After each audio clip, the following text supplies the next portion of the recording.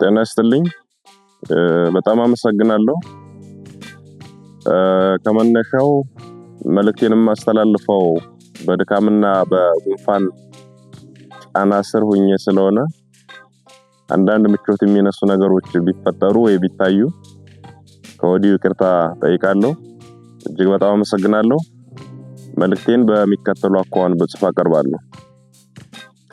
ለአብሮነት ኢትዮጵያ ጊዜያዊ አስተባባሪ ኮሚቴ በቅድሚያ በዚህ ዝግጅት ላይ ስለጋበዛችሁን በጓዶችና በትግላችን ደጋፊዎች ስም አመሰግናለሁ። የአብይ አህመድን አገዛዝ ለመታገል እንድንገደድ ያደረገን ራሱ ግለሰቡና እርሱ የመሰረተው የግድያ የዝርፊያና የዘር ፍጅት መዋቅር ነው። የአማራ ህዝብ መንግስትነትን አሳምሮ የሚያውቅ ለመንግስትነት መጽናትም የሚዋደቅ የነጻነትን ጥቅምና ዋጋ በሚገባ የሚረዳ ህዝብ ነው። በዚህ መንግስትነትን በሚያውቅ ህዝብ ላይ ጊዜና ሁኔታ ተገጣጥሞለት የመንግስት መሪ የሆነው አብይ አህመድ ግን መንግስታዊ ስልጣንን ህዝብን በዘሩ ለመግደልና ለማፈናቀል የዘር ፍጅትን መፈጸሚያነት አዋለው። ተንበርከኩልኝና እኔ ልግዛችሁ ማለት የየትኛውም አምባገነን ባህሪ ነው። የአብይ የሚለየው ልግደላችሁና ሙቱልኝ፣ ይህንንም ሳደርግ ዝም ብላችሁ ተገደሉልኝ፣ በዘር መርጨት ፈጃችሁማ ትከላከሉኝ ብሎ መነሳቱ ነው። የአማራ ህዝብ ደግሞ አንተ ገዳይ እኛ ሟች አንሆንም ብሎ ብረቱን አንስቷል። ይህ የመጨረሻው ውሳኔ ነው። ከዚያ በፊት ህዝባችን የደም መፋሰስ ሳይመጣ የአብይ አህመድ አገዛዝ የአማራ ህዝብ ላይ የሚያደርሰው በደልና መፈናቀል፣ ጥቃትና ክፋት እንዲያቆም በሁሉም የክልሉ ዋና ከተሞች በሰልፍ ጠይቋል። በወቅቱ ህዝቡ በሰላማዊ ሰልፍ ጭምር አትግደሉኝና አታፈናቅሉኝ ብሎ ሲማጸን ራሱ አብይ የሰጠው መልስ እናንተ ጩኸታሞች የሚል ነበር።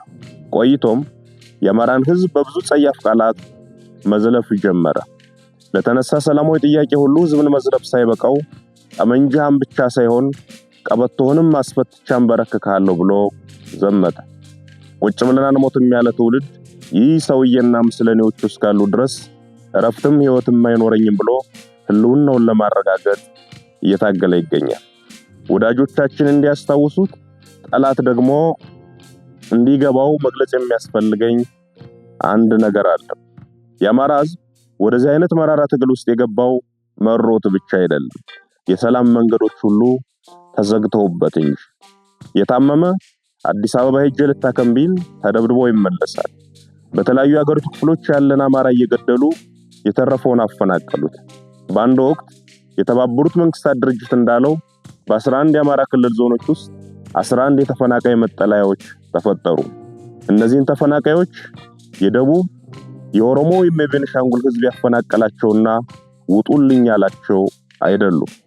ገድሎ የተረፉትንም ነቅሎ ያፈናቀላቸው የአብይ አህመድና የሽመልስ አብዲሳ አገዛዝ የአሻድሊ ሐሰን ተላላኪያዊ መዋቅርና ስራ ነው።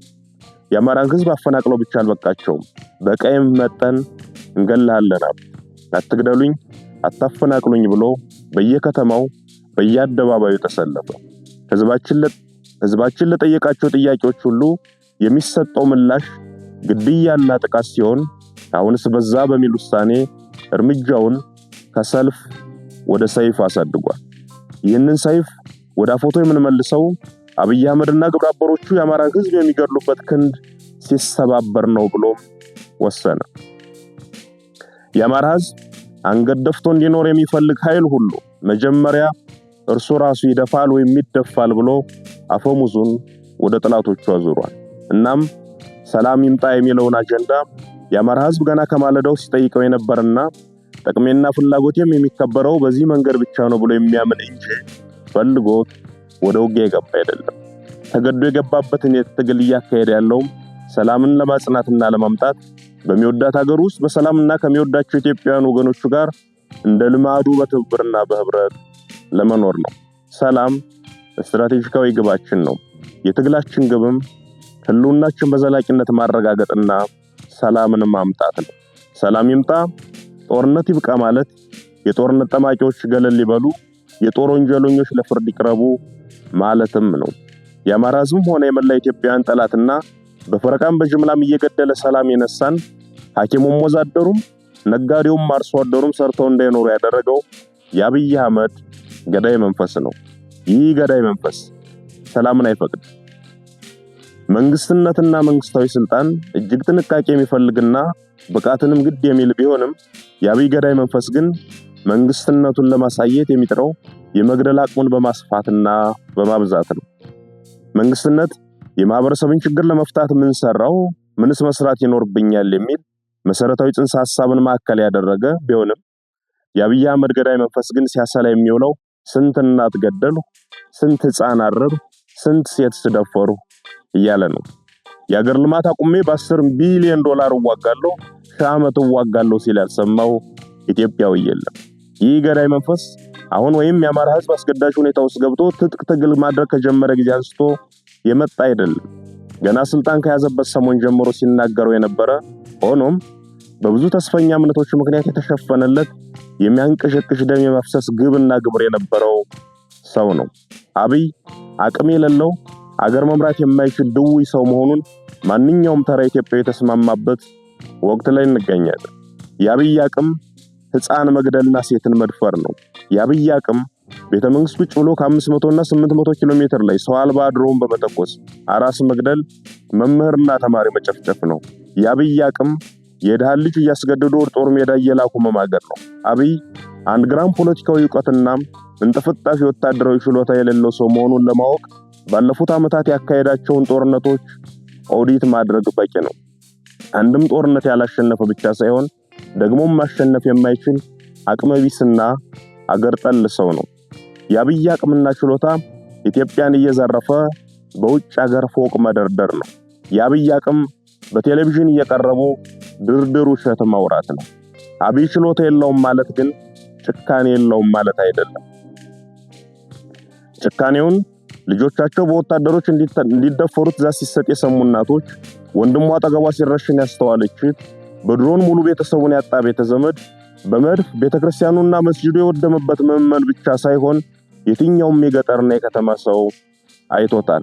ይህ ሰው የሚመራው አገዛዝና ለእርሱ ታዛዥ ሆነው የተሰየሙ የሰላም ጸሮችን ሁሉ መመንጠርና የጋራ ሀገር እውነተኛ እኩልነትና ነጻነት የሰፈነበት ኢትዮጵያን መፍጠር አንዱ ገዳይ ሌላው ሟች ሳይሆን ሁላችንም ነዋሪ የምንሆንባትን ሀገር መመስረት የዚህ ትውልድ ታሪካዊ ኃላፊነት ሆኗል።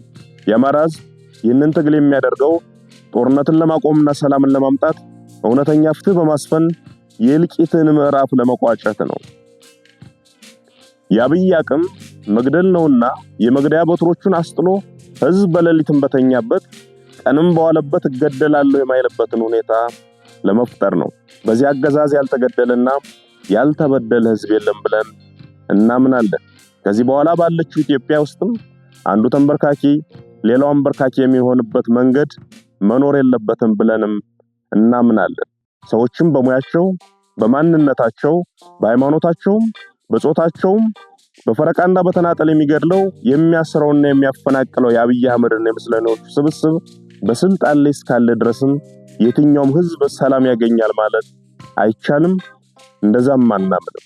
በመሆኑም የጎንዮሽ አለመግባባቶችን እየፈታን ዋናው ሰላማችን ጦት ዘበኛ የሆነውን አገዛዝ ለማስወገድ በሁሉም አይነት መንገድ መናበብና መነጋገር ያለብን ወቅት ላይ እንደምንገኝ ማስታወስ ያስፈልገናል።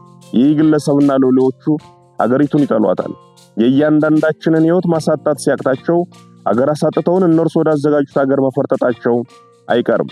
ያ ከመሆኑ በፊት ያንዳችን ቁስል ለሌላችን ህመም ሆኖ አንዳችን ለሌላችን ደራሽ ሆነን ተባብረን ይህን አገዛዝ ለማስወገድ መናበብና የጋራ ግንባር ለመፍጠር መሽኮርመም የለብንም። የኢትዮጵያን ፖለቲካ ኃይሎች ገድዬ አሰሬና ከፋፍዬ ጨርሻለሁ የሚለውን የአብይ አህመድን እብሪት በመተባበርና በመነጋገር አንድ ሀገርና አንድ የጋራ ጠላት አለን በሚል መንፈስ በመረባረብ ማሳየት መታገል ይኖርብናል። አብሮነታችን መጀመር ያለበትም ከዚህ ነው። የጋራ ሀገር የጋራ ጠላት አለን፣ በጋራ መታገልም ይገባናል ብለን ማመን። ይህንን ስናደርግ ሰላምንም እናመጣለን፣ ጦርነትም ያበቃል። አዲስ ትውልድ፣ አዲስ አስተሳሰብ፣ አዲስ ተስፋ። ክፋት ለማንም፣ በጎነት ለሁሉም። አመሰግናለሁ።